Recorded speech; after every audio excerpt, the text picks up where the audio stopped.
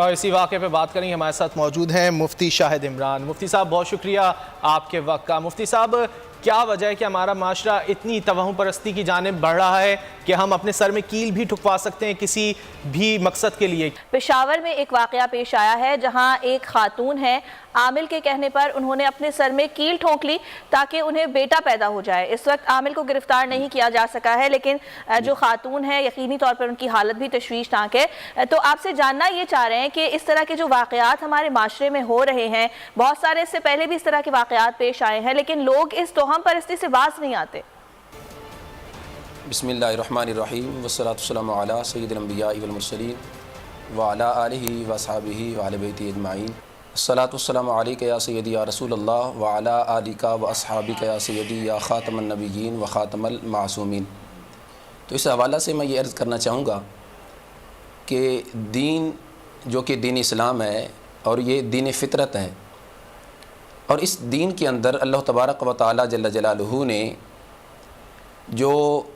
انسانیت کے قوانین وضع کیے ہیں، اگر تو ان کو فالو کیا جائے تو اس میں انسان کی کامیابی ہے۔ اور سب سے پہلے کہ جو یہ واقعہ پیش آیا، اس سلسلہ میں میں یہ کہنا چاہوں گا کہ جتنے بھی اس طرح کے معاملات اور واقعات پیش آ رہے ہیں اور اس طرح کے جو جاہل عاملین آئے روز اس طرح کی خلاف شرع حرکات کرتے دکھائی دے رہے ہیں، ان کو سب سے پہلے تو جو ہے وہ قانون کے کٹہرے میں لانا چاہیے۔ جو ہمارا دین جو کہ دین اسلام ہے، اس کے اندر اللہ تبارک و تعالی جل جلالہ نے ایسے قانون وضع کیے ہیں، یہاں تک کہ سرکار دو عالم نور مجسم شفیع معظم صلی اللہ علیہ وسلم جب یہ پوچھا گیا کہ اللہ کے ولی کی نشانی کیا ہے، تو سرکار دو عالم علیہ وسلم نے یہ فرمایا کہ اذا رؤوا ذکر اللہ، اللہ کے ولی کی نشانی یہ ہے کہ جب اس کا چہرہ دیکھو تو اللہ کی ذات یاد آ جائے۔ تو اس طرح کے جو جاہل عاملین ہیں، جو کہ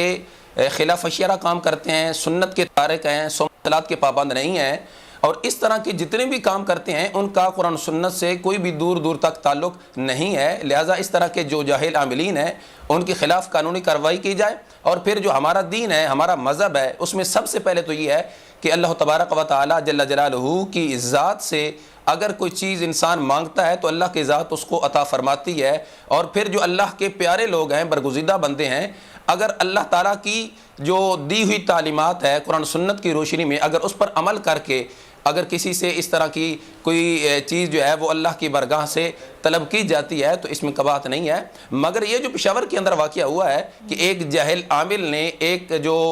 حاملہ خاتون کے سر میں کیل کو ٹھونکا اور پھر اس پر جو اس نے کہا کہ جی آپ کو جو نرینہ اولاد ملے گی، تو قرآن سنت میں بالکل اس طرح کے جو جاہل عاملین ہیں ان کا معاذ اللہ اس طرح کے عمل کا کوئی کنسپٹ نہیں ہے، لہذا اس طرح کے جو جاہل عاملین ہیں ان کے خلاف قانونی کارروائی کی جانی چاہیے۔ اور پھر جو وہاں علاقہ کے لوگ ہیں، یعنی جو مفتی صاحب یہ جو واقعہ پیش آیا، اس طرح کے واقعات کی روک تھام کے لیے کیا کرنا ہوگا؟ اور معاشرے میں یہ جو ایک ذہن بنا ہوا ہے لوگوں کا کہ اولاد نرینہ کے لیے مشکل سے مشکل کام کرنے کو بھی تیار ہو جاتے ہیں، اس کو کیسے جو ہے وہ روکا جا سکتا ہے؟ اس کی روک تھام کے لیے سب سے پہلے تو قرآن سنت کی جو تعلیمات ہیں ان کو عام کیا جائے، اور قرآن سنت سے جو لوگوں کی رہنمائی ہے وہ کی جائے۔ اور پھر جو اس طرح کی یعنی نرینہ اولاد کے لیے مشکل سے مشکل کام بھی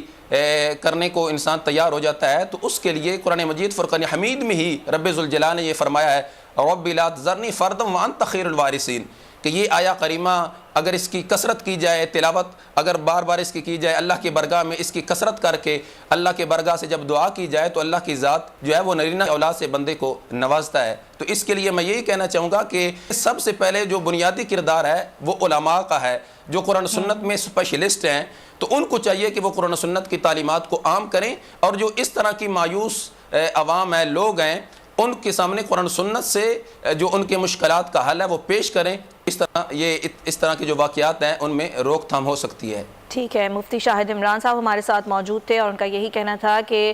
قرآن اور سنت کی تعلیمات کو عام کر کے ہی اس طرح کے واقعات کی روک تھام ہو سکتی ہے۔ بہت شکریہ آپ کے وقت کا۔